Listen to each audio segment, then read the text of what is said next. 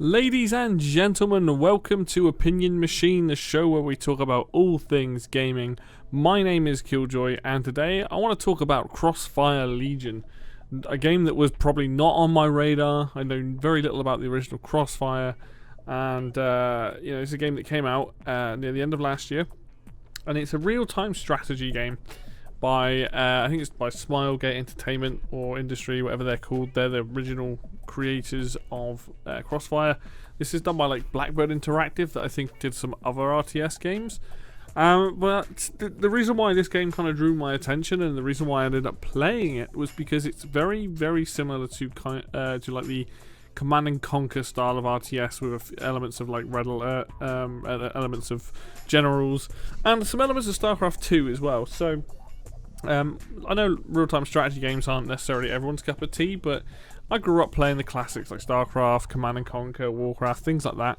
So this drew my attention because it was meant to be like, oh, this is like that classic base build, the classic RTS, the base building units, so on and so forth. And so I jumped into it, having no knowledge really of it, apart from watching a couple of videos and going, oh, there's 3 different teams, you can pick between units. Okay, there's some interesting things here. So the game has 3 different factions that you can play of, and each faction plays differently, has sort of different ideas going on. First off, you have Global Risk, which is a very strange name for a faction, but Global Risk are just like a private military corporation. It's meant to be like a defense force. They have a lot more of your standard sort of, I say standard because it is a sci-fi RTS, but they're like your standard. They've got your machine guns and your, like, a lot of their stuff's quite bulky and quite tanky, and they're quite like, they're like that. Their infantry, have like machine gunners and rocket launch guys and grenade launchers, like the sort of the standard things you expect to see. There are a few units in there like VTOLs and a lot of the flying stuff that has like interesting elements to them, but overall they're like the sort of the standard team. They're fairly straightforward, and they have their own play style. Next you have New Horizons. They're a bit more future techy, a lot of mechs incorporated in them, a lot of lasery, very neon looking team, and they're all about like having shields. That's their gimmick. Global Risk's gimmick, I think, is they can like kind of entrench. So like a lot of their infantry units can build temporary like turrets and temporary things like that. So they're about like taking the map bit by bit. New Horizons definitely has the shield stuff, so they have a lot of stuff to do with shields, giving each other shields, having them regenerate. Very expensive units, but very, very powerful units. And then you have Blacklist, which I just straight up thought they were like a terrorist kind of organization. That's not really what they are, but they have a lot of like stealth tech. They have a lot of fast moving units, and that's kind of their thing, is like stealth, really. All 3 teams play fairly differently. I mean, the building mechanics are very basic in this game, but in terms of how they play on a gameplay level, they do play differently. And what makes them fun is that those different styles. So if we take other games similar, so there's elements of Command and Conquer Generals in this game in terms of how you have the different factions play. There's elements of Command and Conquer Red Alert. There's elements of StarCraft 2.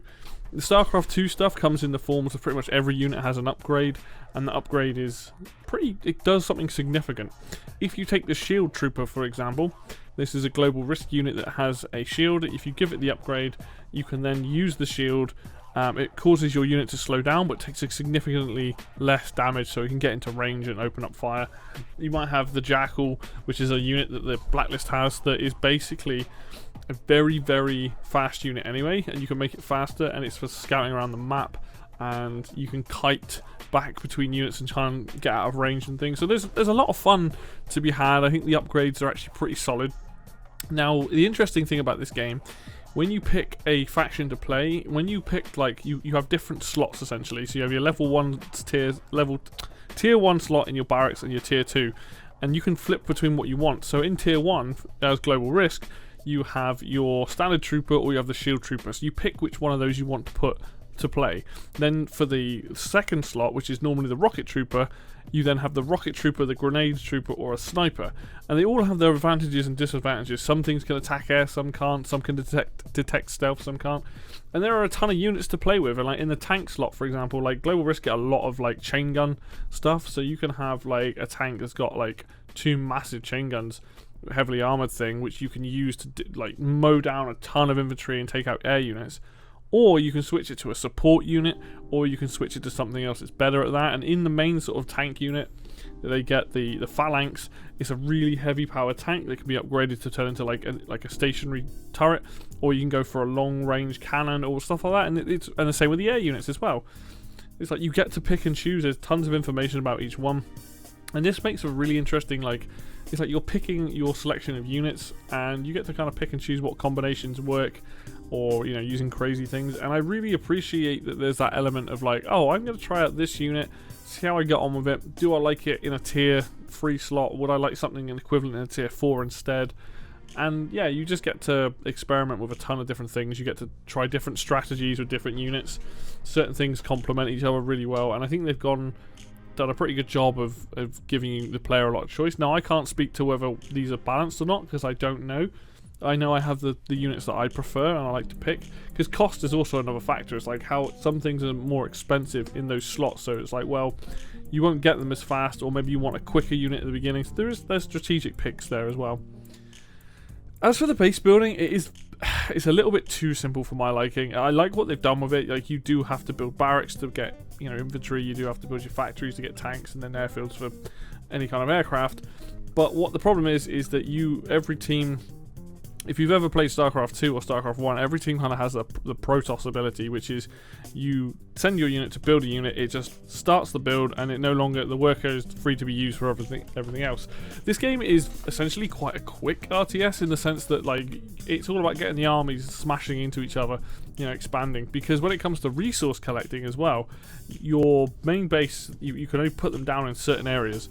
And they are the exact amount of area away from both resources, one being fuel, one being, I'm not sure what the other one's actually called, but you just literally, you have 10 in one, and it's the most efficient thing it can be. It's very much like Command & Conquer Red Alert 3.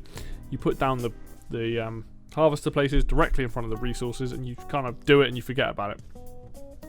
So a lot of this game is all about stopping the opponent from expanding, destroying expansions, because your main base, once you get it up and running, like it's fairly efficient. It's unlikely that you're going to get to the main base anytime soon.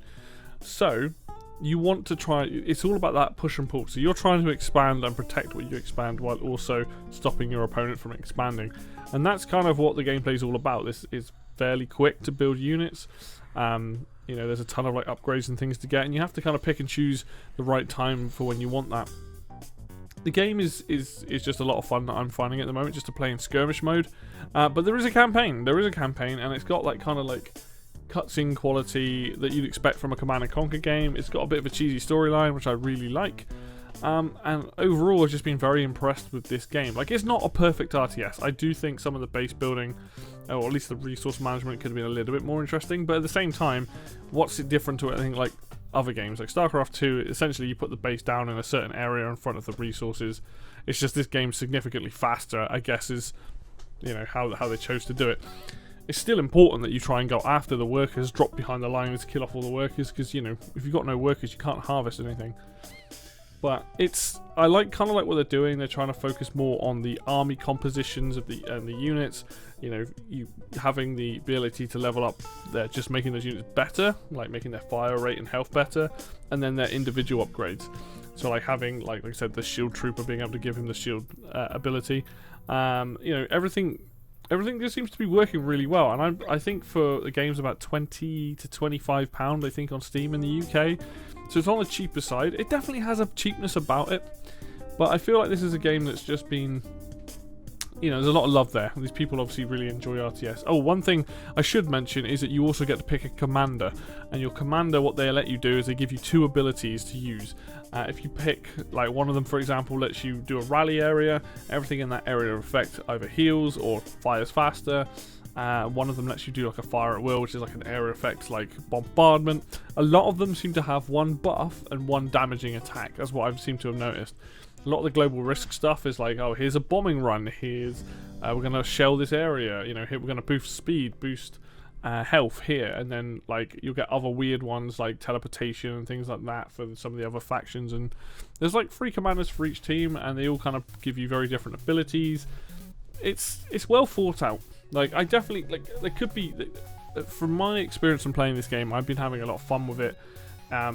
It could be a little bit more complicated, sure, but I think I like what they're going with it, and it's in a nice area. It's not, I don't think it's meant necessarily to be like the most competitive RTS ever, but there are elements there, and you can play this online. There are a ton of different modes. There's co-op missions on this. There are like different types of modes. I haven't really fully looked into it, but there's about 4 different modes you can play online. You've got your standard 1v1, you've got like, I think, team games, you've got like a tug-of-war mode, I think, you've got a lane mode. So I think these guys get that you need a bunch of content in the game to bring players in. But overall, like, as a newer RTS game, I genuinely got a Command & Conquer, StarCraft, and well, sort of Red Alert and General's vibe from it. And yeah, I'm just really enjoying what the game has to offer. Like, definitely felt pretty tricky to start with, but now I've kind of got more of a handle on it. I'm kind of understanding it, and I hope to see this game supported with like more maps and things. That's probably one thing it is lacking, is maps. But if these guys continue to support it and add in more content and whatnot, I think this game's going to have a really good fan base, and they're really going to just a really solid game for people to play. If you're looking for something a bit different, then I would say I would recommend this. Don't expect it to be like on the complex like single player or something like StarCraft 2. Don't expect it to maybe have the craziness as a Command & Conquer. But this is a really solid RTS game, and I can really recommend it. I've put about 20 hours into it, maybe like 15 hours into it. You know, done the campaign. I just did it on easy just to see what it was like. But yeah, just playing it, like playing skirmishes, trying out different combinations of characters, things like that. The one minor gripe I have is that in multiplayer, I think they might have patched it because I haven't encountered this yet for a while. But I was having stuttering, like just playing against bots, and even when me and Fruity played, every couple of minutes you get like a very obvious stutter. But I feel like they might have patched that now, so which is good. You know, it's what you want. But yeah, all in all, like, I'm very, very happy to have played this. I'm very, very happy to have seen this and given me that kind of vibe that I like from RTS games, not trying to make it too complicated, keeping to that classic style that people know from the older games. So yeah, would recommend it. It's Crossfire Legion, ton of fun, would recommend it. So go and check this game out if you're interested in real-time strategy. Alright, well, that'll do it for me today then, guys. Thank you very much for watching. As always, if you liked the video, hit like. If you want to see more content like this, then hit subscribe. Links for Facebook and Twitter will be down below in the description. And until next video, I will see you then.